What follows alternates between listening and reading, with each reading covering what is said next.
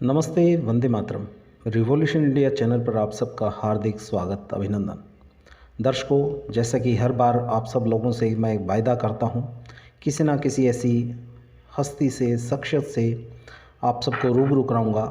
और आज हमारे ख़ास मेहमान श्रीमान महावीर कंप्यूटर जी, जिला प्रधान, हरियाणा प्रदेश व्यापार मंडल, आपका रिवॉल्यूशन इंडिया चैनल पर हार्दिक स्वागत, अभिनंदन। मैं सबसे पहले तो चैनल का स्वागत करता हूं और सभी दर्शकों का भी हार्दिक हार्दिक अभिनंदन करता हूं। जी, धन्यवाद। दर्शकों, जिस शख्सियत के साथ हम बैठे हैं, ये ऐसा व्यक्तित्व है जिन्होंने युवा अवस्था में ही अपने लोकप्रियता का शक्ति प्रदर्शन जींद के टाउन हॉल में एक विशाल जनसभा करके अपनी बड़ी मजबूती के साथ उपस्थिति दर्ज कराई थी।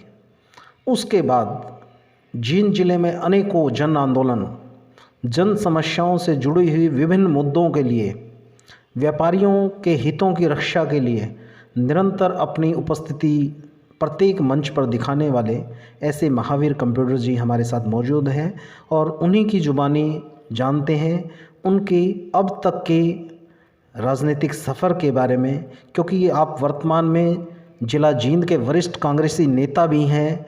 आपको अनेकों बार अनेक महत्वपूर्ण जिम्मेवारियां मिली हैं। वर्तमान में हाथ से हाथ जोड़ो यात्रा में भी आपको एक महत्वपूर्ण जिम्मेवारी दी गई है। उन्हीं से जानेंगे उनकी इस संपूर्ण यात्रा के बारे में। महावीर कंप्यूटर जी ग्रामीण परिवेश से निकल के और जिला प्रधान, हरियाणा प्रदेश व्यापार मंडल की जो यात्रा है उसके बारे में आप बताइए। कहाँ से ग्रामीण परिवेश से आपकी शुरुआत हुई, क्या आपने अध्ययन किया, उसके बारे में बताइए। मेरा खुद का गांव राजपुरा बहन है जी, और वहाँ मैंने अपनी पढ़ाई रामरा गांव से, फिर उसके बाद 21 से, फिर मैं 2-3 साल दिल्ली से भी पढ़ा हूँ जी। और मैं छात्र आंदोलन में ही सक्रिय था, क्योंकि आपने जो दिल्ली में किस लेवल की पढ़ाई आपने दिल्ली से? बिल्कुल, मैंने वहाँ 10+2 की थी। जी। जो आप जींद आए तो ग्रेजुएशन आपकी कहाँ से है? मैं 12वीं पास था, उसके पास मैंने पढ़ाई नहीं की, मैं बिजनेस में लग गया था। मेरे पिताजी काफ़ी पहले गुजर चुके थे और मेरे कंधे पे परिवार की जिम्मेवारी आ गई। मतलब बचपन में ही जिम्मेवारियों का बोझ आपके कंधों पर आ गया था? बिल्कुल, मैं जब 8 साल का था और मेरे पिताजी गुजर गए थे और मेरे परिवार की जिम्मेवारी आ गई थी। मैं 18 और 20 साल का मैं अपने यहाँ मंडी में काम करता था और उसके बाद 2000 में मैंने राजनीति की शुरुआत की थी। 2000 में मैंने पार्षद का चुनाव लड़ा था जी। और सर्वसम्मति से मैं जो 24 वार्ड था, मंडी का वार्ड था, और पार्षद बन चुका था। और उसके बाद मैंने कांग्रेस पार्टी की नीतियों में विश्वास किया और मैं कांग्रेस पार्टी की सदस्यता भी मैंने ग्रहण की। और उसके बाद मैं व्यापार मंडल का पदाधिकारी बन चुका था और व्यापार मंडल का सबसे पहले मैं नगर प्रधान भी बना। और जब ओम प्रकाश चौटाला के शासनकाल में जो वेट प्रणाली चौटाला साहब लेके आए, उसके खिलाफ हमने विरोध भी किया और उसके खिलाफ हमने आंदोलन भी किए और काफ़ी एक हमने जींद सम्मेलन किया था और माननीय हमारे जो अध्यक्ष है बजरंग दास अग्रवाल जी, उसको बुलाया था और पूरे हरियाणा को बंद कराने का काम में कंधे से कंधे मिलाकर उसका विरोध भी किया था, जिसमें हम व्यापारियों के दिल में छा गए थे। वहाँ से हमारी शुरुआत है। उसके बाद हमने काफ़ी, हमारा आंदोलन का लंबा सफ़र रहा। 2002 में मैंने यहाँ शहर में बिजली के नए मीटर लगाए जा रहे थे, इलेक्ट्रॉनिक मीटर लगाए जा रहे थे, वहाँ भी मैंने आंदोलन किया। उसके बाद मैंने छात्र आंदोलन किया, जब जींद को शिक्षा यूनिवर्सिटी के साथ जोड़ा गया, वहाँ छात्र आंदोलन भी किया। उसके बाद मैंने व्यापारी आंदोलन किया। 2004 में एक व्यापारी की हत्या हो गई थी और काफ़ी आंदोलन बड़ा था। वो आंदोलन पूरा शहर बंद हो गया था। रोष प्रकट, व्यापारियों में काफ़ी गुस्सा था, आक्रोश था। और उस समय भी मैंने जो अपना राजनीतिक सफ़र, जो आंदोलन मेरा था, और काफ़ी मुकदमे मेरे पे दर्ज भी हुए थे। महावीर जी, जैसे आपने बताया कि आप जिम्मेवारियां परिवार की आ गई हैं पिता के आकस्मिक देहांत के बाद, और फिर आपने राजनीतिक छात्र राजनीति के लिए आप लोगों की समस्याएं के लिए आगे आप आए हैं। उसके बाद आपने एक उपस्थिति टाउन हॉल में एक बहुत बड़ा शक्ति प्रदर्शन करके आपने किया था। वो किस प्रकार का शक्ति प्रदर्शन था और किस उद्देश्य के लिए वो शक्ति प्रदर्शन किया? बिल्कुल, 2004 में मैंने वो जो टाउन हॉल पर रैली की थी, मेरे में एक जज्बा था लोगों को बीच में जाने का और मैं आंदोलन कर रहा था, उस समय लोगों की सहानुभूति मेरे प्रति इतनी आ चुकी थी। मैंने वहाँ टाउन हॉल पे एक ऐतिहासिक मैंने रैली की थी। वो रैली मैं छोटी रैली नहीं कहूँगा, उसको बहुत बड़ी रैली थी। कम से कम 300 के दर्जन में मुझे काफ़िले के साथ लाया गया था, ट्रैक्टरों का काफ़िला था। पूरा शहर, चाहे झांसी रोड की बात थी, चाहे पटियाला चौक, जहाँ जहाँ हमारा काफ़िला गुजरा बिल्कुल जाम हो चुका था। कम से कम वो जाम रैली ख़त्म होने के बाद 1 घंटे के बाद वो जाम खुला था। तो एक जज्बा था, लोगों में सहानुभूति थी। मैंने इतने आंदोलन किए हैं, लोग वहाँ टाउन हॉल पे जुटे थे। आज तक इतनी बड़ी ऐतिहासिक वहाँ रैली हुई, आज तक वो रैली, इतनी बड़ी रैली कभी टाउन हॉल पे हुई नहीं। जी महावीर जी, जो लोगों का अपार जन समर्थन उस समय आपको मिला, क्या उसी जन समर्थन ने महावीर कंप्यूटर जी को एक हिम्मत, एक हौसला दिया कि उठो, खड़े हो और राजनीति में अपना एक पदार्पण करो? बिल्कुल, वहाँ से मेरे में ऐसे जज्बा आ गया। तो उस समय से लेके आज कम से कम 2023 हो चुकी है। मैंने हर समय पर आंदोलन किए, चाहे वो व्यापारी की हत्या की बात को लेके हो, चाहे फिरौतियों को लेके हो, चाहे अफसरशाही को लेके हो। मैंने काफ़ी आंदोलन किए और शहर की समस्याओं को काफ़ी उजागर भी किया। जैसे विकास के मामले में जितने भी ये सड़क टूटी पड़ी थी, उनकी आवाज़ बुलंद करने की बात हो, चाहे हमारे शहर में यूनिवर्सिटी जो चौधरी भूपेंद्र सिंह हुड्डा ने बनाई, हम विकास के लिए आवाज़ उठाते रहते थे। मुख्यमंत्री चौधरी भूपेंद्र सिंह हुड्डा थे। 9 साल के शासनकाल में हमने काफ़ी रैलियाँ जलसे करके यहाँ चौधरी भूपेंद्र सिंह हुड्डा के नेतृत्व में काफ़ी विकास कराने की हमने जो पटल पे बात रखी है, चौधरी भूपेंद्र सिंह हुड्डा ने बढ़ चढ़ कर जिनका विकास कराया। महावीर जी, जितना हमें पता है, किसी समय में आपको हरियाणा प्रदेश के उस समय के मुख्यमंत्री चौधरी ओम प्रकाश चौटाला जी ने भी अपनी गाड़ी में बैठाकर घुमाया, आपको विभिन्न प्रकार के आपको ऑफ़र किए गए। उसके बारे में बताइए, वो क्या परिस्थिति थी, किस परिस्थितियों में चौधरी ओम प्रकाश चौटाला जी ने आपको अपने नज़दीक लेके आए? 2004 की साल की बात है। मैं किसी शादी में गया हुआ था और वो शादी दिल्ली थी, मेरे मित्र के लड़की की शादी थी। वहाँ चौटाला साहब वहाँ जब कार से उतरे, मैंने अपनी इंट्रोडक्शन कराई भी, मैं महावीर कंप्यूटर हूँ। चौटाला साहब जानते थे क्योंकि मैं सर्वसम्मति से पार्षद यहाँ बना था और जो पार्टी के कार्यकर्ता थे चौटाला के, उन्होंने बताया भी महावीर कंप्यूटर ने सर्वसम्मति से चुनाव, पहली बार ऐसा चुनाव था जो पूरी मंडी मेरे साथ थी। तो मैंने जब इंट्रोडक्शन दी थी, उन्होंने मेरे को गाड़ी में बैठने के लिए कहा। हम गाड़ी में बैठे और चौटाला जी मुख्यमंत्री थे। उन्होंने एक बात कही थी, मैं आपके संघर्ष को, आपकी ईमानदारी के बारे में पूरी जानकारी रखता हूं और पार्टी के कार्यकर्ताओं ने भी आपको सपोर्ट की है, तो आपका भविष्य उज्जवल है। आप हमारी पार्टी में आए हैं, मैं सबसे पहले तो आपको चेयरमैन बनाऊंगा, उसके बाद आपका भविष्य उज्जवल है तो मैं आपको चुनाव भी लड़ा सकता हूं। लेकिन मैंने देखा भाई, मैं अपने जो परिवार के लोग थे वो कांग्रेस पार्टी से जुड़े हुए थे। मैंने सलाह भी की जो हमारे ताऊ जी से, मांगेराम गुप्ता जी से, उन्हें सलाह मशुरा भी किया, लेकिन मेरा मन नहीं माना, मेरी आत्मा नहीं मानी, क्योंकि ओम प्रकाश चौटाला की इतनी बड़ी छवि मेरी नज़रों में नहीं थी। मैं लालच में नहीं आया, हो सकता है मैंने वो मौका खो दिया हो, लेकिन मैंने उस मौके का कोई अफसोस नहीं। मैंने तो हमेशा प्रदेश के हित में, अपने जींद शहर के हित में लड़ाई लड़ी है, संघर्ष किया। 3 बार हमने आंदोलन किए और आंदोलन में हमने जेल में जाना पड़ा, हमें किसी बात की परवाह की नहीं। हमने तो प्रदेश के हित में लड़ाई लड़ी। जितने भी मुद्दे हैं जो हमारे शहर के लोगों के, चाहे विकास का मुद्दा रहा, चाहे टूटी सड़कों के बारे में हमारी लड़ाई लड़ी, हमेशा हमारा संघर्ष रहता है। जी महावीर कंप्यूटर जी, आप कांग्रेस पार्टी के वरिष्ठ नेता हैं वर्तमान में जींद के, और आपने विभिन्न जिम्मेवारियों का निर्वहन किया है कांग्रेस पार्टी में।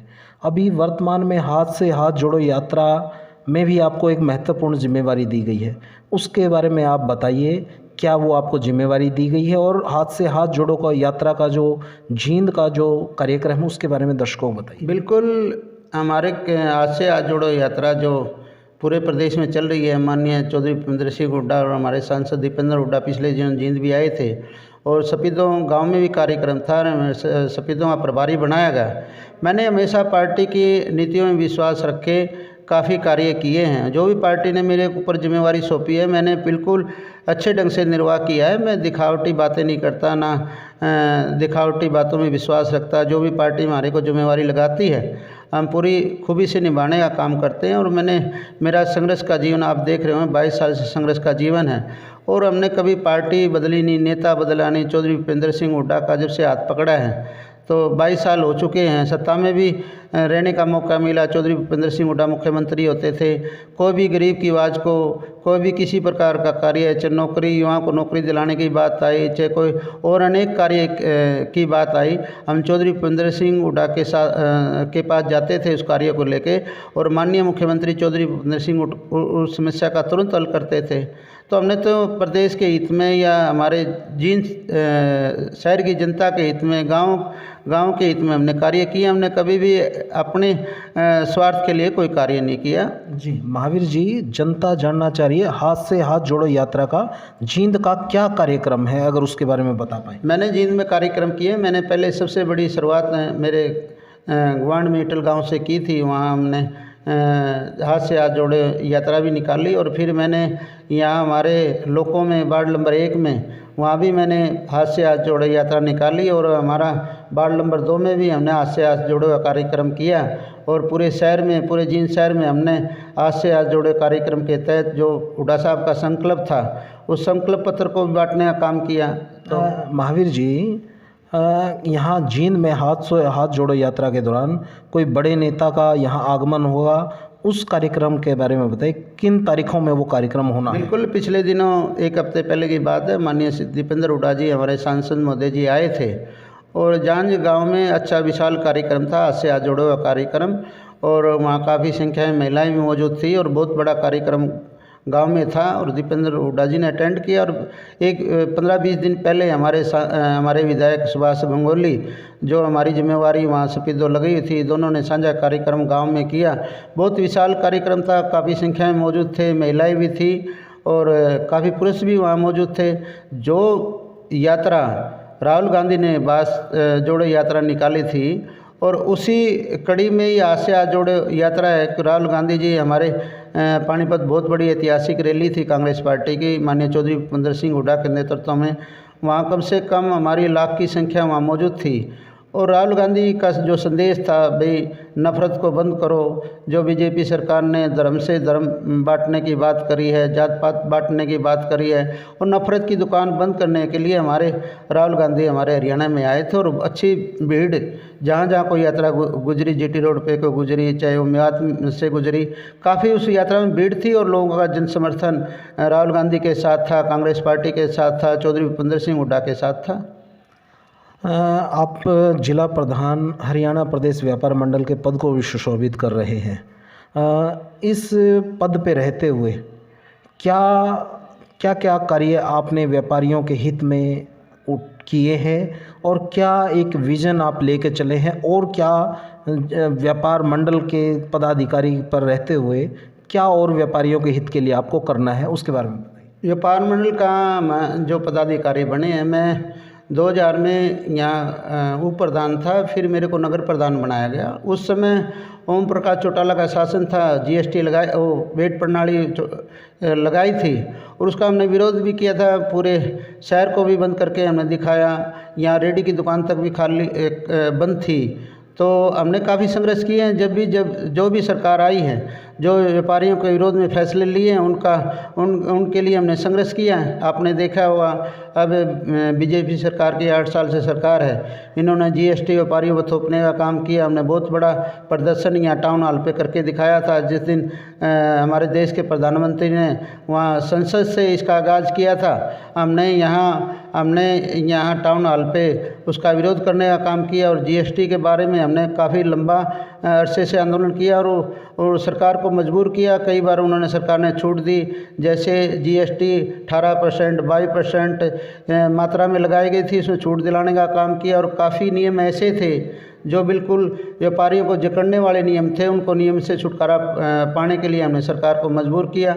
और जो माहौल पूरे प्रदेश में बना, बीजेपी सरकार, खट्टर सरकार में कानून व्यवस्था का हर जगह व्यापारियों को फिरौती मांगी जाती थी, व्यापारियों की हत्या की जाती थी, एक किस्म का जंगल राज था। उसको भी हमने उजागर करने का काम किया और सरकार को मजबूर किया भाई इस कानून व्यवस्था को कंट्रोल करें। लेकिन ये कानून व्यवस्था बीजेपी सरकार पे कोई कंट्रोल नहीं हो रही।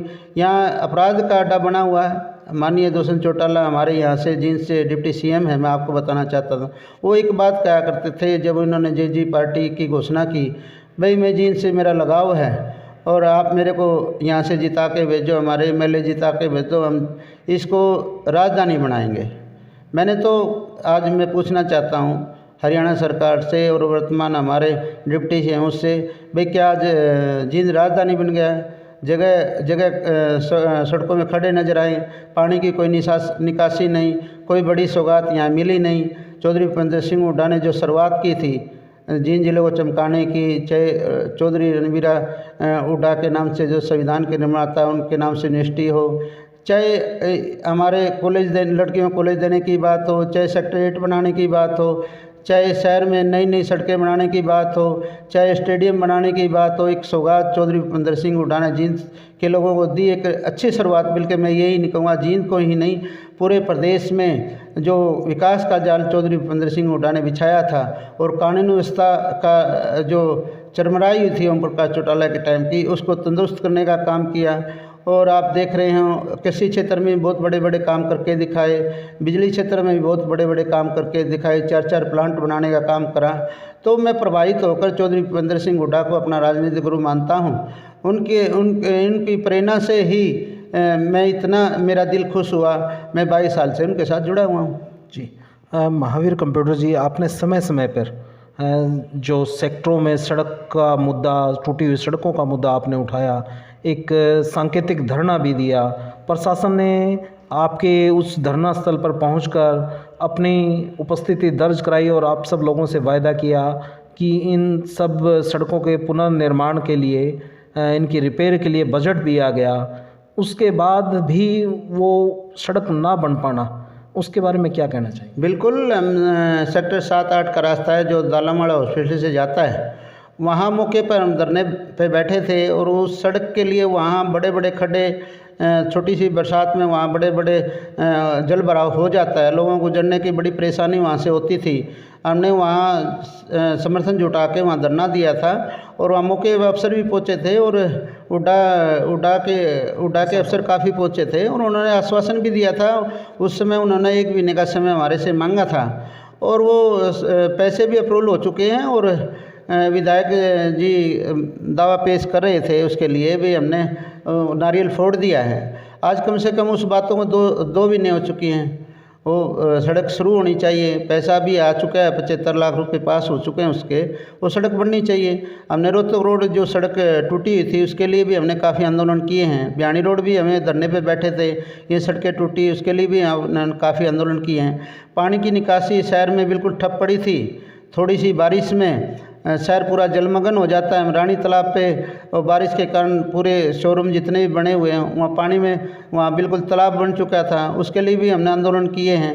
वहाँ भी प्रयास हमने किया, प्रशासन भी वहाँ मौजूद था, हमारे जो चेयरमैन के प्रतिनिधि हैं वो राज सैनी वहाँ पहुँचे थे मौके पे। हमने काफ़ी आंदोलन किया। भगवान की हमें इतना आशीर्वाद है, जहाँ भी हम जिस मुद्दे को लेके बैठते हैं सरकार मजबूर होती है, प्रशासन मजबूर होता है। जो भी हमने डिमांड रखी और डिमांड हमारी पूरी होती जा रही हैं। हमारा भाग्य ये तो भगवान का आशीर्वाद है। नीयत से, अच्छी नीयत से हम बैठते हैं। हम कोई बनावटी बातें कोई नहीं रहते, हम सुर्खियों में रहने के लिए कोई कार्य नहीं करते, हम दिल से कार्य करते हैं। अभी आप देख रहे होंगे यहाँ हमारा फिरौती आई थी, तय की सिलसिला जारी था और यहाँ व्यापारी डरे हुए थे, भयभीत थे और एक खौफ पैदा किया जा रहा था। हमने वो भी लड़ाई लड़ी। माननीय हमारे एसपी साहब ने हमारे बीच में आके हमारी सोटी दी है और कानून व्यवस्था को तंदुरुस्त बनाने के लिए जिस तरह एसपी साहब ने काम किया उनके हम कायल भी हो गए। हमने बहुत बड़े सम्मेलन हमने किया और सम्मानित करने का पुलिस प्रशासन को हमने काम किया।